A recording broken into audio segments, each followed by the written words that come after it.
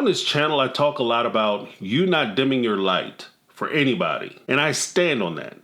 However, there are limitations to everything. And I think that with that type of power, that type of freedom, it goes hand in hand with a certain level of responsibility.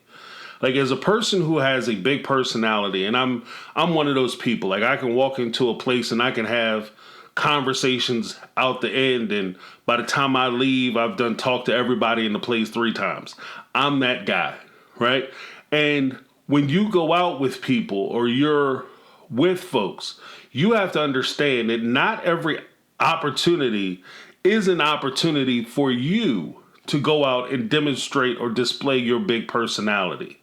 Especially if you're going to an event for somebody else. If you're going to graduations, you're going to people's recitals. If you know how to play the guitar like Jimi Hendrix, and you're going to your kid's 3rd grade recital or whatever, they're singing a song at school with chorus, and you're like, give me that guitar, yo, I'm gonna play a little something, something, then you're being a jerk. You're not, dimming your light if you don't do that. You're being a jerk.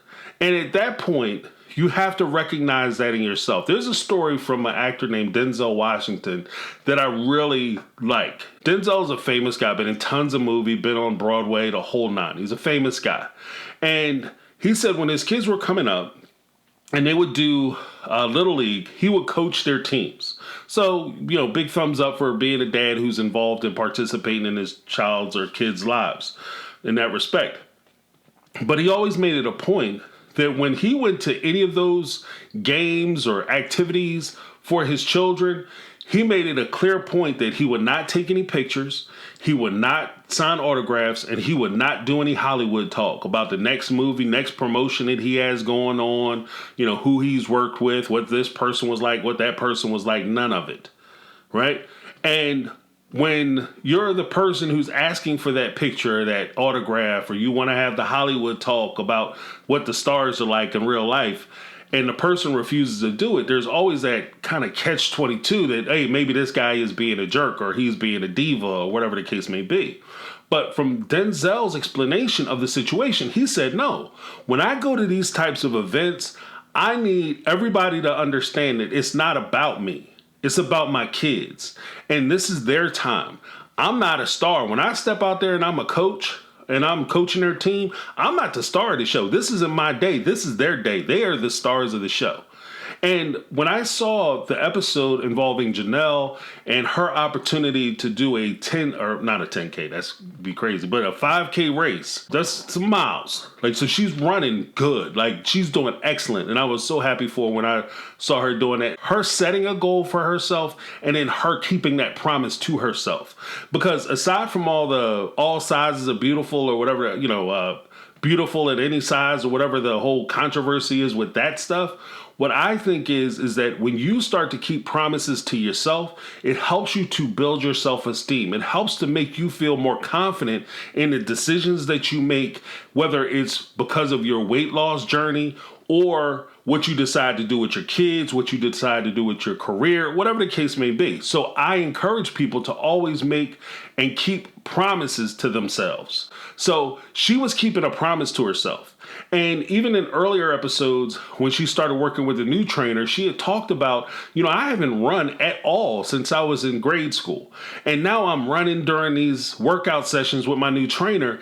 And she got to a point where she entered a 5K race. And it's a bigger deal because she felt like she could never do it. And she even started talking about when I was walking up to the registration booth, I started having second thoughts about it because, people are going to look at me and say, what is this person out here doing this workout for? And this is something that occurs not just at 5K races, 10K races, half milers or half marathons, full marathons. This is something that happens every day in the gym. I give people credit just for showing up.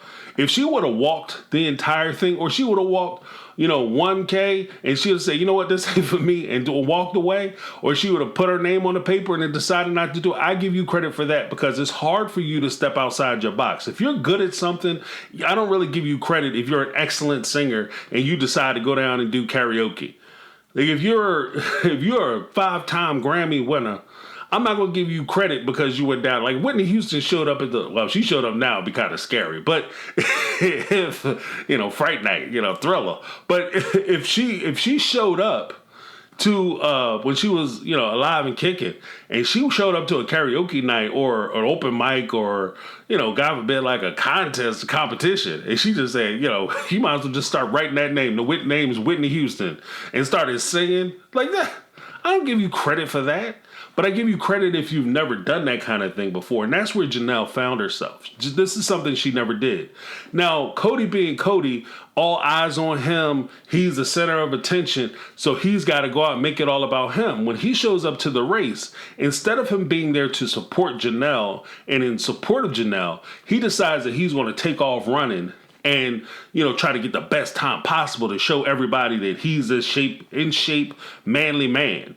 But the truth of the matter is what you display isn't the fact that you have supreme confidence or even competence. What you're displaying is that you're an insecure little person.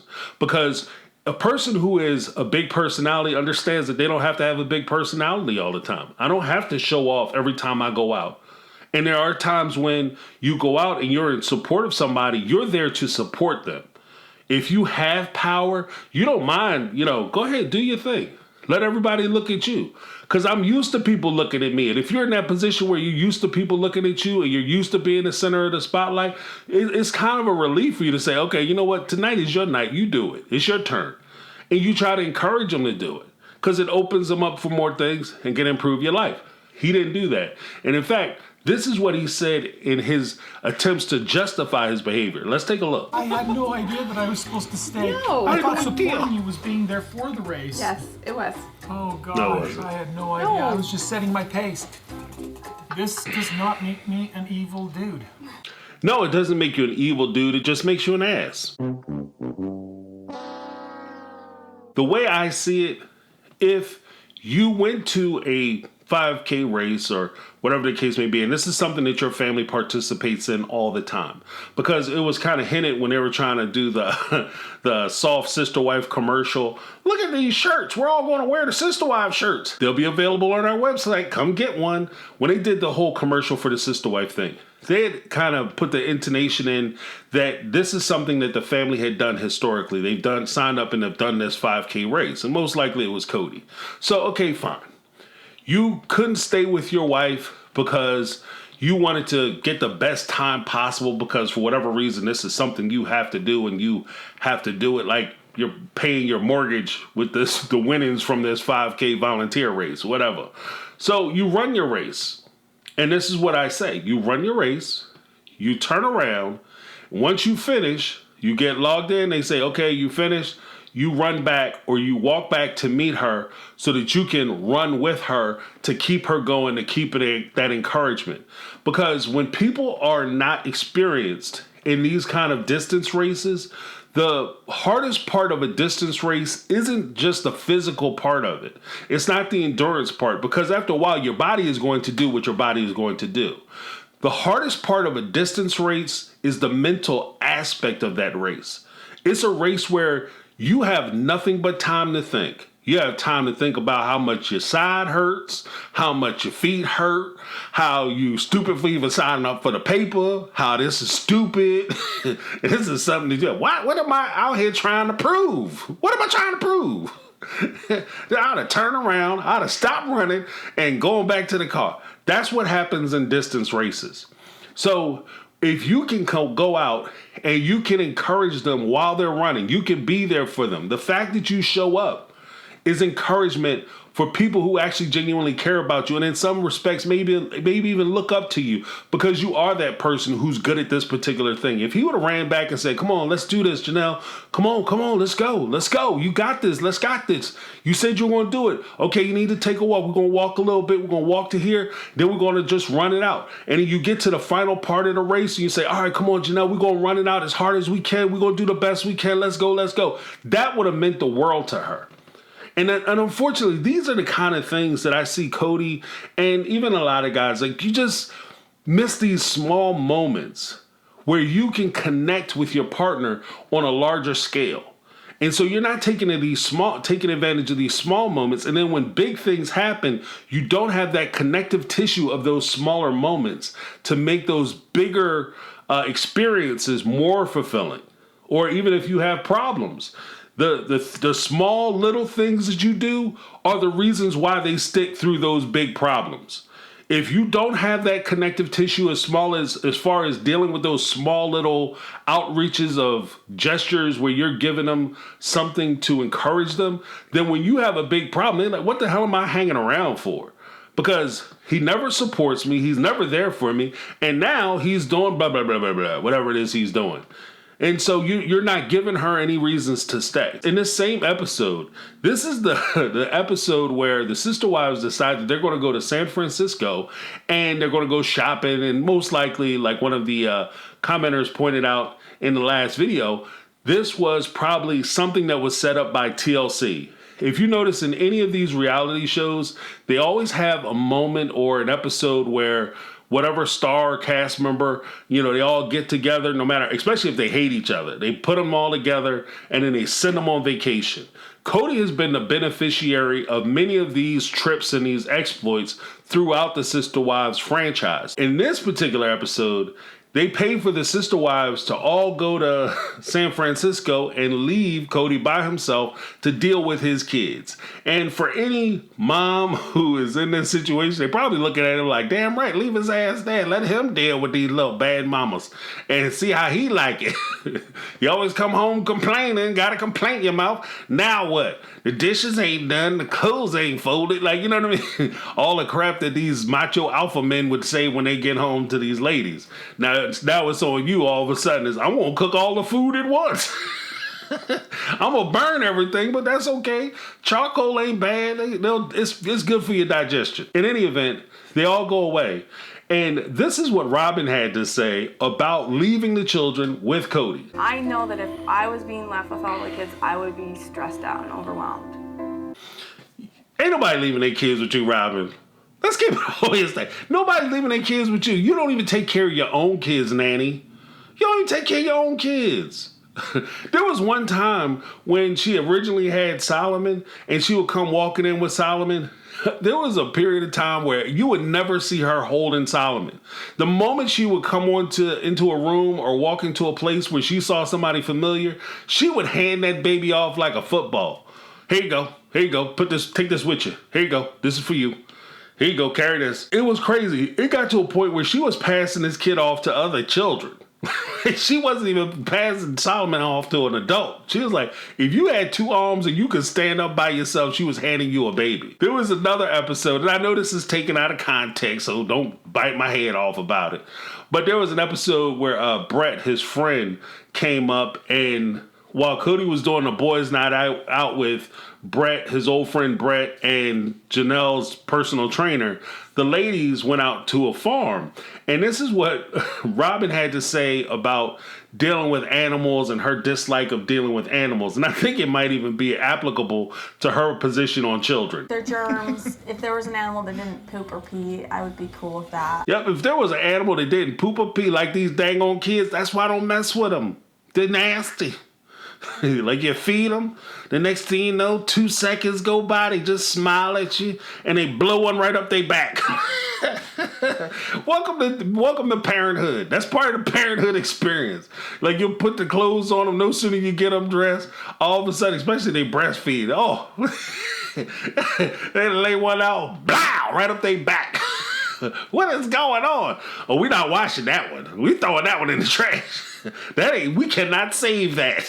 That onesie is done. That's a one and doneer. This is also the episode leading up to Truly having to be entered into the hospital because this is where she actually started to get sick. And Dad wasn't giving her the fluids or making sure she stayed hydrated while she was sick. If your kid is sick, fluids. That's one of the things that they always say, just in case you don't know. I mean, for whatever reason. But you always try to put something in them, whether it's water or whatever. Water's the best. Just to give them enough fluids that they can float away. But it's so important that you give them fluids. But any event, I think that, like I said, TLC orchestrates a lot of different things or experiences for folks. And there was an opportunity where Isabel, Christine and Kody's child, went out and she stubbed her toe. Right? She's out there running barefoot and she drags her feet across the concrete. She come back, big toes bleeding. So Kody, he jumps into action and he's all Mr. Karen doing a Mr. Mom thing where, let's get upstairs. We got to clean the sore out. And oh my goodness. And there's something I couldn't help. And here's a little bit of a pet peeve. I noticed that in each one of the sister wives' houses, they always have like a place where there's a stack of shoes by the front door. So apparently you can't wear shoes in the house, but it's kind of crazy that you can't wear shoes in the house, but everybody insists on walking around outside barefoot. And then not only are they walking around outside barefoot, they'll come in, feet black as coal, and throw their feet up on top of people's furniture. Just as a person, I'm just saying, as a piece of advice, don't do that. If you do that in your house, that's fine, but don't go to other people's houses and do that. That's nasty, right? But she gets hurt. She comes in. Kody's doing a Mr. Mom thing. Let's take a look at how he's cleaning up her feet, cleaning up the sore and being like a good parent. And this is more or less a way that you can tell that this is something that he has no experience in doing. Her feet have been traveling across the plains without shoes. They are so dirty. I put that in there because he knows that the feet are filthy, disgusting, dirty. Which is, kids are kids. They're out there playing around. It's a normal thing. Run around barefoot. I'm not hating on that at all. Kids do what kids do. But he knows that her feet are dirty. Now let's take a look at how he cleans out the sore. About this. I know, it's Look, terrible. peroxide. You're being very, very brave. What are you doing? Very brave. Good job. Oh my God. When it comes to a cut on your foot, I'm not going to skimp, so I'm going to make sure it's clean. So You I are clean, skimping. and then put the hydrogen peroxide. Her feet are not making sure clean. that this wound is well taken care of. That is not well taken care of. Her feet are anything but well taken care of. That is horrible. If you get any kind of injury like that, first things first, water is good. Soap and water is even better. That's the first thing. Forget the peroxide right off the rip. Like you have to clean her entire foot, not just the part where she has the scrape or the scratch. You clean the entire area. So you should have been in there and scrubbed her feet clean to get all that dirt and grime off her feet so that you can actually apply any type of antiseptic, whether it's the Neosporin, alcohol, which burns, alcohol. If you try to send it through the roof, put some alcohol on that. It'll kill all the bacteria, but she's going to be crazy. The peroxide, that's a good one. But you have to make sure that you clean the area first. Clean the area first. Do yourself that favor. And there's also I grew up a Christian, so there's also a text where Jesus cleans his disciples' feet. And that's a way for him to show that he's a servant leader, right? And so with Kody, I understand from just a textual sense that in so many ways it's symbolic that he doesn't want to clean his kids' feet, because in no way does he think that he is their servant, as opposed to them being completely his servant and there for him. So the idea that he would clean their feet is completely off base, or not in the cards, I should say. And I'm not going to get all super religious and all that stuff with you, but I'm just saying that it just kind of hit me as a symbolic gesture that, as a parallel, this is something that he doesn't participate in. You have a responsibility to your family, to take care of your family, not just physically, but emotionally as well. Physically with your kids and dealing with Isabel and being there for Isabel. If you have to soak her feet so you can clean her feet, then that's what you do. But you want to make sure that you are able to take care of them physically. But aside from that, you also want to be there to build them up emotionally, spiritually, and, building that self-esteem. This is a thing that Janelle was participating in, a new thing, then you want to experience that with her. Because after all, that's what relationships are built on. Relationships are, whether it's a marriage or, 50-year marriage, a 2-week dating, courtship, whatever the case may be, a friendship. These relationships are all built on experiences, shared experiences, and take advantage of those shared experiences. Because 15 years from now, 5 years from now, 5 months from now, nobody is going to talk about how you kept your pace during a race. But 50 years from now, or from the day, Janelle would have remembered when you went back there and got her. She would have remembered how you made her feel when she was struggling trying to get through that race, or she was walking and she was questioning whether this is something she wanted to do, or even if she was gung-ho participating. The look on your face when you came back smiling and saying, come on, let's do this. We can do this. And you went with her. That would have been an opportunity for you to be able to bond with her and create a memory and an experience that could carry you through the tough times. There's so many people who look to their partner and say, I want you there for the tough times, and I need somebody who's going to ride with me for the tough times. I don't want somebody who's just going to suffer with me. I want somebody who's going to prosper with me. I don't want somebody who's just going to be there when I'm down, but you want to have somebody who's going to be there for you when you're up, so that you can experience not just the bad times, but you get to experience and reap those rewards from those bad times as you enter in and experience those good times. That's my take. I'm James. This has been my take on reality, and I'm out. 'Cause I've been living life right like I